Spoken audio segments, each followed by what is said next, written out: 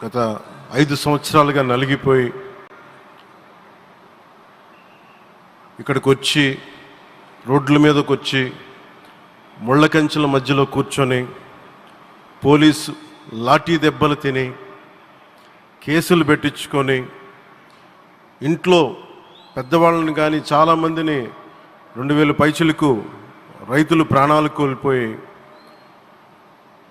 మీరు నలిగి బాధపడి మీ కన్నీళ్ళు తుడిచే వాళ్ళు ఉన్నారా ఆ రోజునని చాలాసార్లు మహిళా రైతులు నన్ను అడిగారు. ఇది గౌరవ ప్రధానమంత్రి శ్రీ నరేంద్ర మోదీ గారికి తెలుస్తుందా అని ఒకసారికి 5 సంవత్సరాల క్రితం మీరు అడిగారు. నేను ఆ రోజు ఆయనకి తెలియకుండా ఏది ఉండదు, అమరావతి శాశ్వత రాజధానిగా ఉంటుందని ఆ రోజు మేమందరం కలిపి మాట ఇచ్చాం. ఆ ఇచ్చిన మాట ప్రకారం ఈ రోజున గౌరవ ప్రధానమంత్రి గారి చేతుల మీదుగా మళ్ళీ ఇంకొకసారి పునఃప్రారంభం జరగబోతుంది. ఇది ఆది శంకరాచార్య 1237వ జయంతి సందర్భంగా తిరిగి అమరావతి పునఃప్రారంభం కావటం చాలా ఆనందాన్ని కలగజేస్తుంది. మనందరం 5 కోట్ల మంది ప్రజలకి సంబంధించి ఇది ఒక హబ్, ఇది సెంటర్, సెంటర్ ఇది. అంటే మనందరికీ సంబంధించిన ఇల్లు ఇది. మనందరం ఎవరిని అడుగుతున్నామంటే, ఒక ప్రధానమంత్రి గారు పూర్వం సన్యాసాశ్రమంలో ఉన్నప్పుడు ఆయనకి అనికేత్ అనే పేరు పెట్టారు. అనికేత్ అంటే అర్థం పరమశివుడు, ఇల్లు లేనివాడని.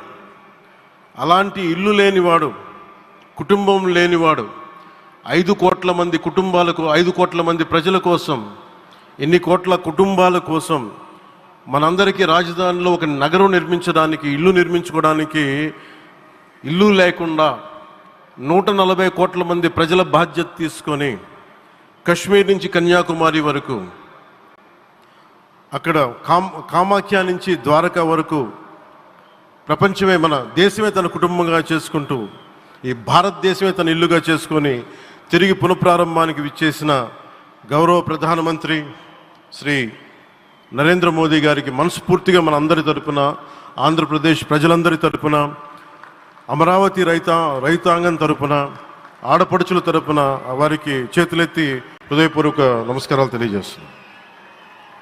దివిసీమ తుఫాన్ వచ్చి అందరి ఆశలను తుడిచిపెట్టేసినట్టు గత ప్రభుత్వం రాష్ట్రం మరియు అమరావతి భవిష్యత్తుని తుడిచిపెట్టేసింది. అమరావతి అంటే పరదాలు, సెక్షన్ 30, సెక్షన్ 144 మాత్రమే గుర్తుకొచ్చేలా పనిచేశారు.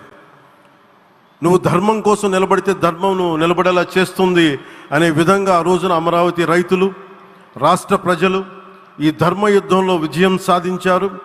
రైతులు ఇచ్చిన 11,000 ఎకరాల భూమిని త్యాగం చేసి, వారి సంకల్పం 33,000 ఎకరాల భూమిని త్యాగం చేసి వారి సంకల్పం ఫలితంగా ఈ రోజున ఆంధ్రప్రదేశ్ రాజధాని ఆవిర్భవించింది. అమరావతి రాజధాని పనులు పునఃప్రారంభమవుతున్న ఈ శుభ సందర్భంలో ముందుగా రాజధాని నిర్మాణం కోసం స్వచ్ఛందంగా ముందుకొచ్చి తమ భూముల్ని, పొలాల్ని ప్రభుత్వానికి ఇచ్చిన అమరావతి ప్రాంత రైతులకు, మీ త్యాగానికి గత 5 ఏళ్లుగా మీరు చేసిన పోరాటానికి శిరస్సు వంచి మీకు ధన్యవాదాలు తెలియజేస్తున్నాను. గత 5 ఏళ్లుగా రాజధాని నిర్మాణం నిలిచిపోయి రాజధాని తరలిపోతుందనే సమయంలో రోడ్ల మీదకు వచ్చి 5 కోట్ల ప్రజల తరపున రైతులు, మహిళలు, విద్యార్థులు చేసిన పోరాటం, మీరు పడిన అవమానాలు, మీపై పడిన గాయాలు ప్రతి ఒక్కటి మా మనసులో ఉంది.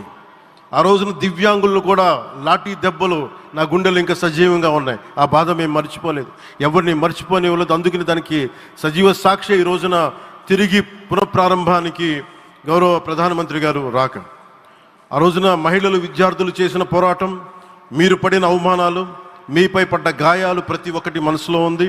మీ త్యాగాన్ని మేము మర్చిపోం. మీరు చేసిన త్యాగానికి జవాబుదారీగా ఉంటాం. బాధ్యతగా అమరావతి నిర్మాణం జరిగేలా సాయశక్తుల ఈ కూటమి ప్రభుత్వం కృషి చేస్తుంది. అమరావతి రైతుల త్యాగాలను హృదయపూర్వకంగా స్మరించుకుంటూ వారి ప్రతినిధులుగా ఇక్కడకు విచ్చేసిన రైతులకి నా ప్రత్యేక నమస్కారం.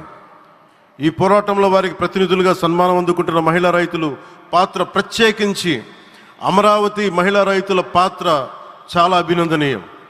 మీరు ఎంత నలిగారు, మీరు ఎంత రోడ్ల మీదకి వచ్చారు. మగవాళ్ళు ఆపేస్తే ఆడపడుచులు బయటకు వచ్చి తిరిగి పౌరుషం చూపించారు, ఆంధ్ర పౌరుషాన్ని చూపించారు. మీరికి నా ప్రత్యేక అభినందన.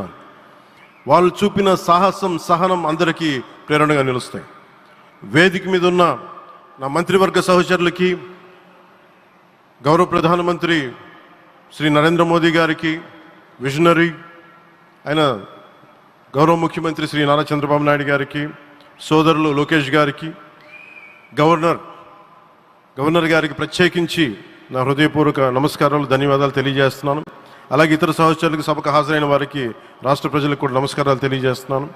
ఇక్కడ రైతులు భూమిని మాత్రమే ఇవ్వలేదు, రాష్ట్ర భవిష్యత్తును నిర్మించే ఆశలను, విశ్వాసాన్ని ఇచ్చారు. కానీ 5 సంవత్సరాల్లో గత ప్రభుత్వం ఆ త్యాగాన్ని అవమానించింది. 3 రాజధానులు అస్తవ్యస్త విధానంతో ప్రజల విఘ్నతని, అమరావతిని అగౌరవపరిచింది. ఈరోజు ఈ వేదిక